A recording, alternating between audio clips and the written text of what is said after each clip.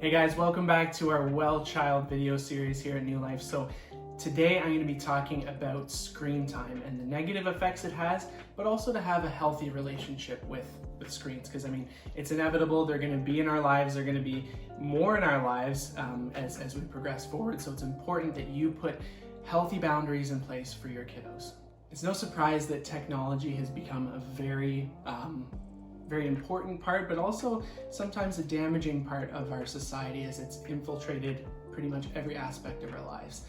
Now, when it comes to kids, this has become an alarming trend. So screen time has gone through the roof with kids, and it's actually having a pretty negative impact if there's not proper boundaries in place. So first of all, I'm going to start by talking a little bit about the infant brain and how it develops, and then give you guys a couple of tips as to how to have a healthy relationship with technology.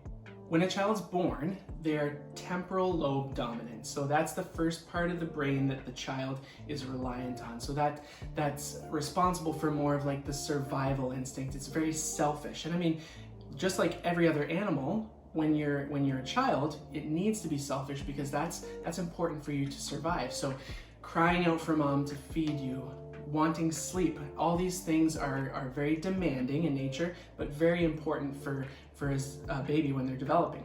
But what technology actually does is, if it's integrated into a child's life too early, it holds them in this temporal lobe dominance for longer than they should. So right around 2 to 3 years old, the child transitions or starts to transition into frontal lobe dominance. So frontal lobe in your brain is responsible for executive function, so higher level brain functions, so empathy, understanding, critical thought. And I mean, that continues to develop up until the early 20s. But if technology is a staple and too much in a young child's growth, it'll extend their dominance in the temporal lobe, and that's when you see behavioral disorders. That's when you see trouble managing emotions. These things are all related to temporal dominance, and normally when you transition from 2 to 3 years old, that's why we call it the terrible twos, because they're kind of fighting back and forth with the selfish and then more of like the empathetic side as they transition into frontal lobe. So a couple of shocking statistics from neurological research in recent years have shown that, number one, if for every hour of screen time that a child has under the age of 3, that actually increases their chances by 10% of having ADHD by the time they get to school age. And then for every hour of screen time under the age of 2 that a child has, that increases their chances of being a bully by 9% by the time they're school age. So the implementation of screen time, especially below 3, I mean, it has a significant impact on the way the brain develops and keeps them from developing fully into that frontal lobe dominance that we should see as kids age. So what do we do about that? So it's not like we're getting rid of screens anytime soon, so we have to put healthy boundaries in place, like I said before. So I'm gonna give you 3 key tips here that's gonna help you and your family, and especially your kids, develop a more healthy relationship with screens. So number 1 is sleep.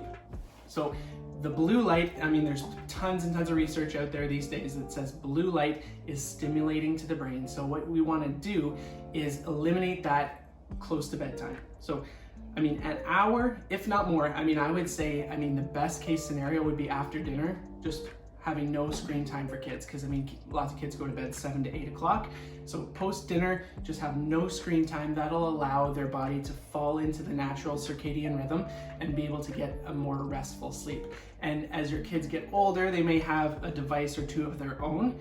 Have those devices being charged outside the bedroom, because they're emitting EMFs and all these different frequencies through their body, not allowing their body to fully rest. So once they have their own devices, have them charge them outside, like in the living room or out in the hall at least, so that they can get the adequate rest that they need. Number 2 is prioritizing face-to-face time. So this is, it's important for all kids, but especially the younger they are. So I mean, for you as parents, putting that device down when your kids are around and prioritizing face-to-face quality time. So subconsciously, when you have a device out and your kid's sitting there, it tells them that this is the priority and it's not them. So what you can do as well is structure certain rooms in your house that you want to spend a lot of time in around quality time rather than technology. So lots of our living rooms have a TV as the focal point, and then all the seating is faced towards that. So not that that's a bad thing, but I mean, in a room that you want to prioritize good quality family time and face-to-face engagement, maybe have a TV in a different room so that it's specifically for TV in that room, and then this room here is for quality time, exploring, doing crafts, playing music, all these things that are going to benefit the brain rather than deteriorating.